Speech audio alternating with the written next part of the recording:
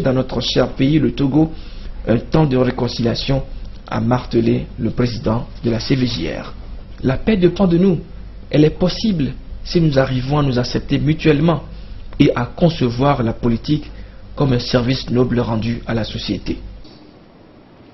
Nous avons blessé la mère patrie. Nous nous sommes blessés les uns les autres. Ayons le courage de le reconnaître et de nous engager sincèrement dans une démarche de réconciliation.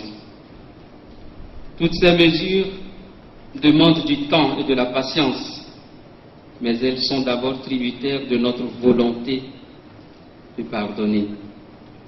Le pardon dont nous parlons n'est pas celui prononcé du bout des lèvres, alors que le cœur est rempli de rancœur. Le pardon que nous devons demander humblement, que nous devons accorder avec magnanimité et que nous devons recevoir dans la concorde, est celui que donne le cœur qui a dépassé la douleur et la rancœur pour s'élever, s'affranchir dans la grandeur. Il est celui du cœur libéré du poids de ses erreurs et de ses rancœurs. Au moment où le rideau tombe enfin sur le dernier acte de la commission, je voudrais saisir l'occasion pour rappeler aux filles et aux filles de notre chère nation que la paix dépend de nous. Elle est possible si nous arrivons à nous accepter et à concevoir la politique comme un service noble rendu à la société dans la tolérance, le respect de l'autre et le souci du bien commun. Nous sommes tous fils et filles d'une même nation, jouissant des mêmes droits et ayant les mêmes devoirs, que nous venions du sud ou du nord, de l'est, du centre ou de l'ouest. Quel que soit notre parti politique, notre religion, notre statut social et nos convictions politiques, nous avons un destin commun à assumer, une tâche commune à mener, un avenir commun à bâtir dans le pardon, la vérité, la justice, la tolérance et la réconciliation. Monseigneur Bariga a ensuite remis le rapport au chef de l'État, Faure Gnassingbé. Clôturant la série de discours, le chef de l'État a d'abord félicité les membres de la CVJR pour leur sens de patriotisme et leur dévouement à la nation.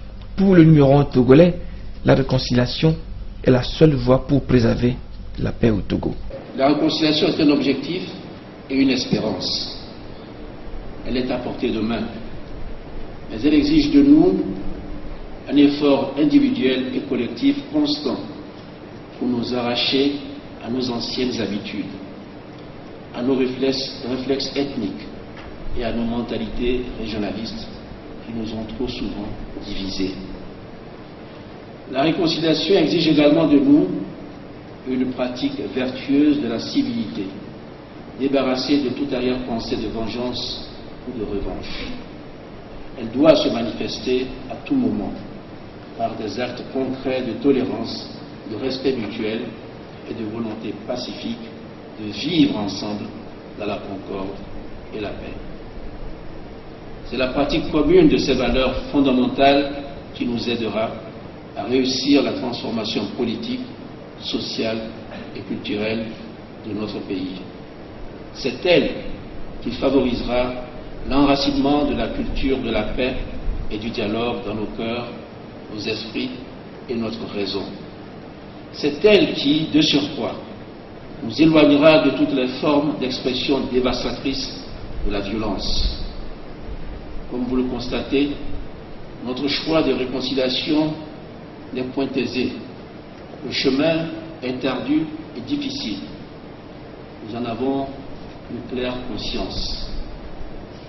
Mais il demeure, à notre avis, la seule voie pour préserver l'unité nationale et consolider la cohésion sociale de notre pays. Je voudrais pour conclure réitérer l'engagement solennel que j'avais pris au nom du gouvernement concernant la responsabilité institutionnelle de l'État dans les violences à caractère politique du passé, engagement pris lors de l'installation officielle de votre commission. L'État togolais ne conteste pas sa responsabilité pour avoir failli à son obligation d'assurer la protection et la sécurité de ses ressortissants pendant les éruptions de violence du passé.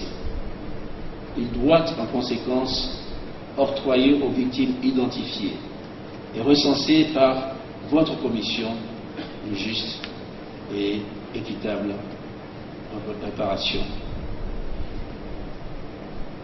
À ce stade, mesdames et messieurs, je voudrais vous prier de vous lever pour qu'on observe une minute de silence pour toutes les victimes des violences à caractère politique.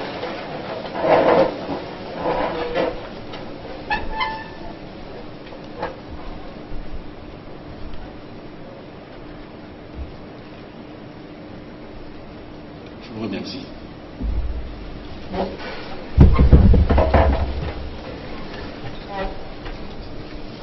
À toutes les victimes et à tous ceux qui ont souffert de ces violences aveugles, qui leur ont causé tant de torts et de blessures, je voudrais sincèrement leur dire pardon au nom de l'État togolais, en mon nom personnel et au nom des chefs d'État qui ont eu à présider aux destinées de notre pays.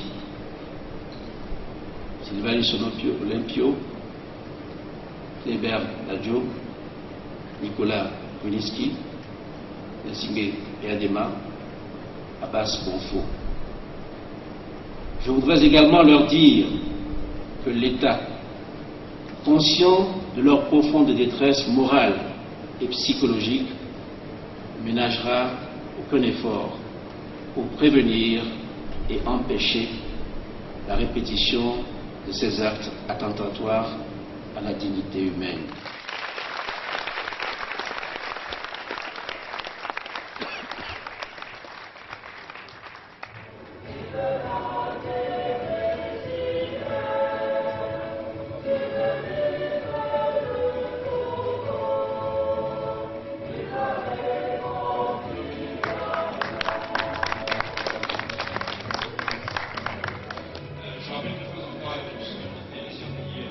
Je voulais vraiment remercier toutes les victimes, tous les témoins, tous les survivants qui ont dû mettre à côté leur douleur pour venir témoigner de leur situation.